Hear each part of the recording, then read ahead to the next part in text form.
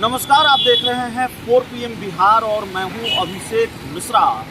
Bharatiya Janata party की ज़रूरत कौन है 2024 के लोकसभा चुनाव में?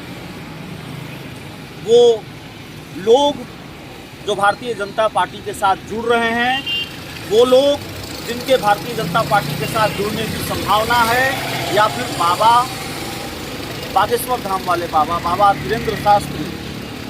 और ये बात हम क्यों कर रहे हैं? या भारतीय जनता पार्टी अपने सहयोगियों को किस तरह से अपने दल माफ कीजिएगा दूसरे दलों के नेताओं को या दूसरे दलों को छोड़ जाने वाले नेताओं को कैसे अपने दल में ला रही है और उनको किस तरह का ट्रीटमेंट दे रही है। इसके साथ ही जो लोग दूसरे दलों में थे उनको क्या ट्रीटमेंट मिलता था और बीजेपी में आने के बाद उनको क्या ट्रीटमेंट मिल रहा है, सब कुछ इस रिपोर्ट में हम दिखाने वाले हैं। नीतीश कुमार की पार्टी के 3 महत्वपूर्ण लोग भारतीय जनता पार्टी में शामिल हुए हैं। सबसे बड़ा नाम जेडीयू के राष्ट्रीय अध्यक्ष रहे और केंद्रीय मंत्री आरसीपी सिंह।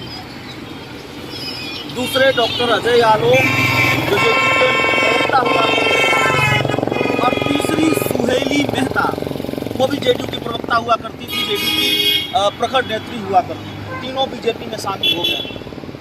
लेकिन बिल्कुल जिम्मेवारी के साथ कर रहा हूँ, एक पोस्टर नहीं लगा पटना में, और खासकर आरसीपी सिंह जो जेडीयू के राष्ट्रीय अध्यक्ष थे, पार्टी के जेडीयू के बड़े नेता थे, नंबर 2 की हैसियत रखा करते थे और केंद्रीय मंत्री रहे, और उनकी एंट्री बीजेपी में होती है।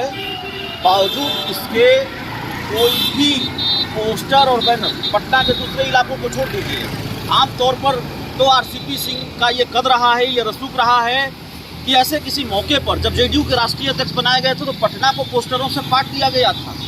केंद्रीय मंत्री बने थे तो पूरे पटना को पोस्टरों बैनरों से पाट दिया गया था। लेकिन भारतीय जनता पार्टी में शामिल हो गए हैं तो क्या तस्वीर रही है, जरा दिखाइए। हमारे कैमरा से कहेंगे, जरा दिखाइए। आपको कहीं आरसीपी सिंह दिख रहे हैं क्या? ये बीजेपी दफ्तर के बाहर की तस्वीर हम आपको दिखा रहे हैं।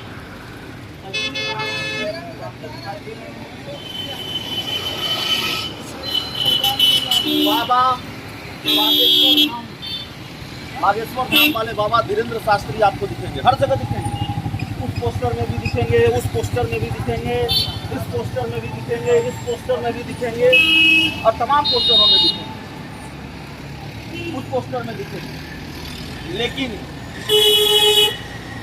आरसीपी सिंह नहीं दिखेंगे, सुहेली मेहता नहीं दिखेंगी, और अजय आलोक नहीं दिखेंगे। अजय आलोक, सुहेली मेहता तो प्रवक्ता थे।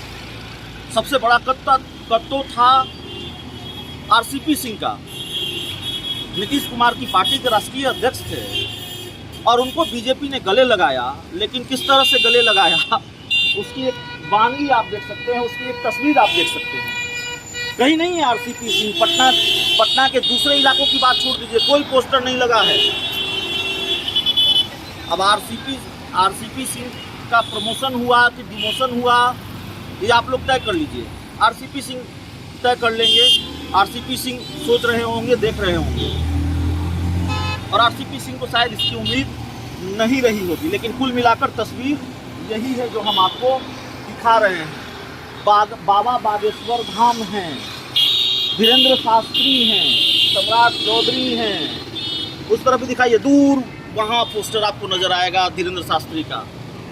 उस तरफ दिखाइए, वहाँ एक पोस्टर नजर आएगा धीरेन्द्र शास्त्री का।